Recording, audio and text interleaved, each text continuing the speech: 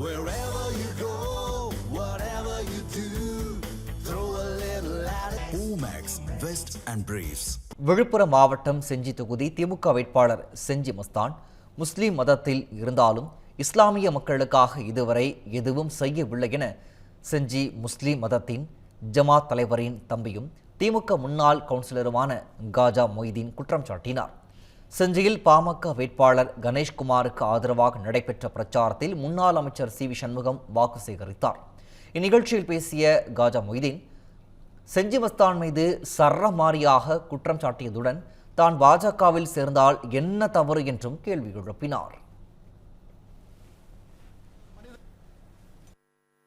Social மீடியாவிலும் வரும்போது அதற்கு கீழே கமெண்ட் போடுகிறார்கள், இவர் ஷாஜாபாய் பிஜேபியில் சேர்ந்து விட்டார், பிஜேபியில் சேர்ந்து விட்டார் என்று கமெண்ட் போடுகிறார்கள். சரி, நான் பிஜேபியில் சேர்ந்தாலும் என்ன தப்பு?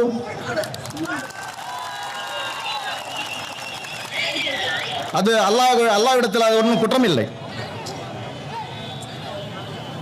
ஆனால் மஸ்தான் பாய் அவர்கள் 100 பிஜேபி காரனுக்கு சமம்.